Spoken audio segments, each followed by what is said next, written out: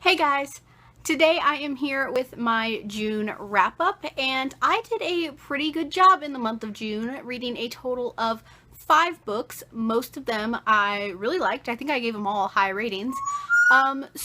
Thank you, Lucy. That's my bird. So I'm just going to hop right into it with my June wrap-ups. The first book I finished in the month of June was a reread, and it was Harry Potter and the Deathly Hallows by J.K. Rowling. Of course, I gave it a 5 out of 5 stars. I actually only read about half of this in the month of June because I started it in May and then put it down to read another book and then just picked it back up and finished it in June.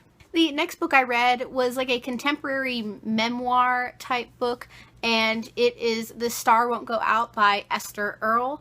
And if you guys don't know, this is the girl who kind of inspired The Fault in Our Stars. She was a big fan of John Green, and John Green met her and they became friends.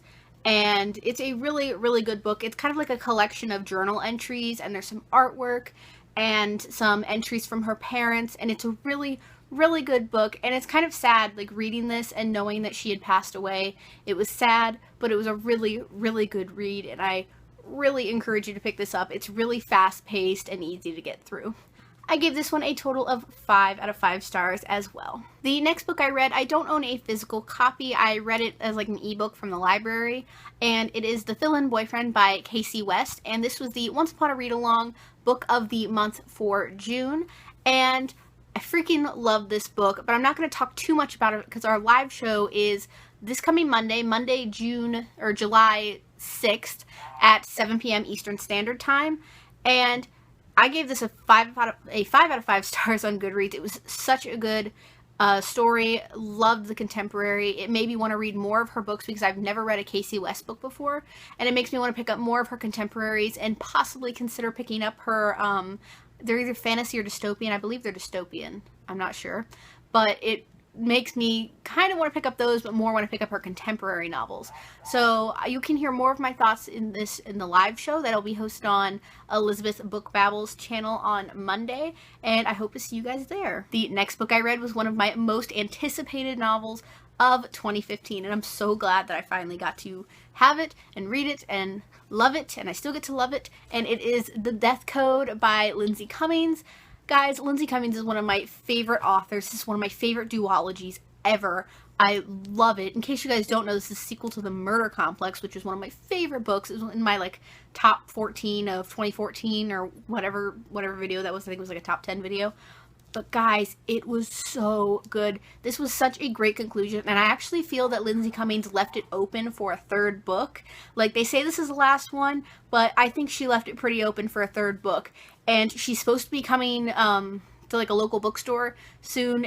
She said in the letter she wrote back to me, she said in July. So I'm really, really hoping she comes. I keep checking her website because I really want to meet her and tell her how much I love her duology. I really need to read Balance Keepers. I haven't read that yet. Of course, I gave this a total of 5 out of 5 stars. And guys, if you haven't gotten on this boat about, or this bandwagon or whatever it is, of The Murder Complex, you guys seriously need to read it. It's such a good series.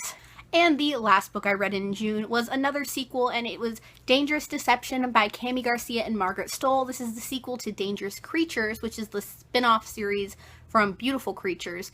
And this was also one of my most anticipated releases of 2015.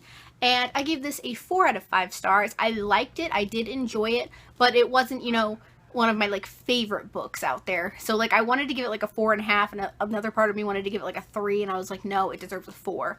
And it answered my dying question of, will there be a third book in this series? Because, yes, there will be. But I think the third one is probably going to be the last one in this series. I don't know how far you can go with this series, but it's probably going to be the third book, and that's it. So guys, that is it today for my June wrap-up. I read a lot of good books in June, and that's just great that I read 5 books, which it's a lot, but not a lot, because I'm still 2 books behind on my Goodreads challenge, but I'm still really proud of myself and glad that I got to read all these great books this month. And guys, I know I keep promising you a bookshelf tour because I always do my bookshelf tours in June, July, August area.